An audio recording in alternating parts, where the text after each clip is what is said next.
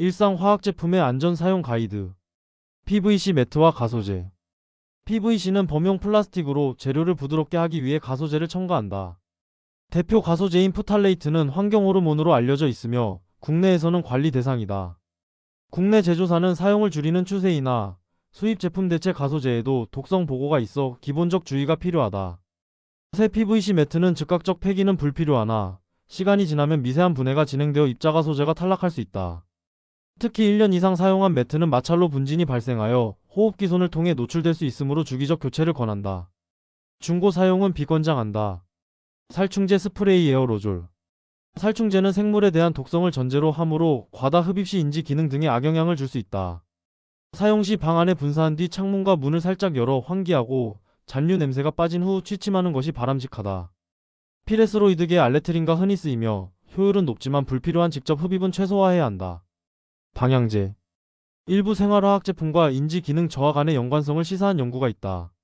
방향제는 밀폐 공간에서 장시간 사용을 피하고 주기적 환기를 병행하면 안전성이 높아진다.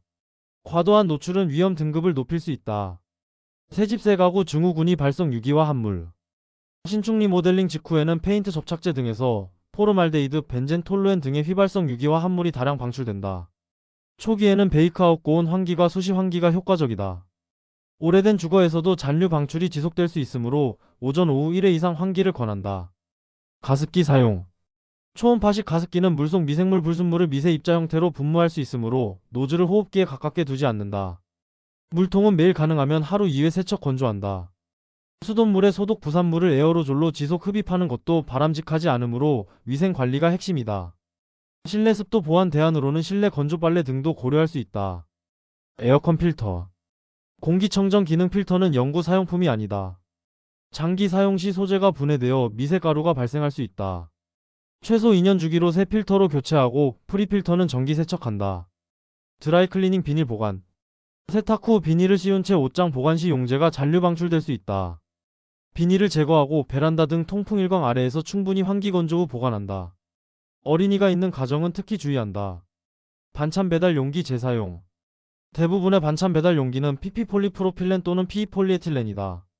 새 용기 상태에서 환경 호르몬이 용출된다는 국내 근거는 부족하다. 다만 오래 사용하면 표면 미세음지멸 세제 노출로 미세 플라스틱과 잔류 세제 문제가 커진다. 재사용은 장기간 6에서 12개월 이상 지속하지 말고 손상 변색 시 즉시 교체한다. 전자레인지 사용은 새 PPP 용기의 설계 범위 내에서는 대체로 안전하나 노후 용기는 가열 시 미세 플라스틱 생성 가능성이 높아진다. 일회용은 가능하면 일회용으로 사용한다. 참고로 해외에서 재활용 검은색 플라스틱의 난연제가 섞여 식품용으로 유입된 사례 보고가 있으나 국내 실태는 별도 확인이 필요하다. 매우 뜨거운 음식과의 접촉은 피하는 것이 안전하다. 스테인리스 조리도구. 스테인리스는 철의 니켈크롬을 합금한 소재로 안정성이 높다. 다만 산성 음식이 장시간 접촉하거나 표면이 부식되면 금속 성분 용출 위험이 증가한다. 1년 이상 사용 제품은 표면에 붉은 기부식 흔적이 있는지 수시 관찰하고 발견 시 미련 없이 교체한다. 제조 초기 표면에 연마제가 잔류할 수 있으므로 기름 묻힘 세척을 여러 차례 반복하여 제거한다. 코팅 프라이팬 조리기구. 알루미늄 기반 코팅은 최근 스테인리스 기반 등으로 대체되는 추세이나 코팅이 벗겨지면 부식 용출 위험이 상승한다. 코팅 손상 시 즉시 교체한다. 비닐 랩. 가정용 랩대체로 PLLDPE은 포장 보관 용도로는 무방하나 음식에 밀착한 상태에서 전자레인지 가열 시 랩 분해로 미세 플라스틱이 식품 표면에 부착될 수 있다. 가열 시에는 랩을 제거하거나 전자레인지용 전용 커버를 사용한다. 업소용 랩은 PVC가 많아 가소제 용출 우려가 상대적으로 크다. 특히 기름진 식품과 장시간 접촉 가열은 피한다. 마트 고기는 집에 와서 즉시 랩을 제거하고 필요시 가정용 랩으로 재포장하거나 곧바로 조리 섭취한다. 업계 특성상 PVC 랩이 시인성 결로 억제 등 장점이 있어 허용되고 있으나 소비자 단계에서는 장시간 접촉 가열 회피 원칙이 중요하다. 자동차 워셔의 고체 연료. 2018년 이후 국내 판매 워셔액의 메탄올 사용은 금지되었고 에탄올 기반으로 대체되었다.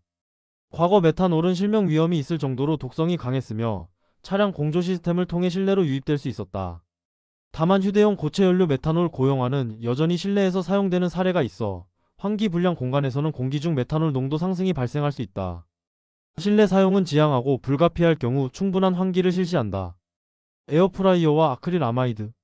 탄수화물의 감자 등에서 120도씨 이상 고온장시간 가열 시 아미노산 아스파라긴과 환원당의 반응으로 아크릴 아마이드 잠재 유해물질과 생성될 수 있다.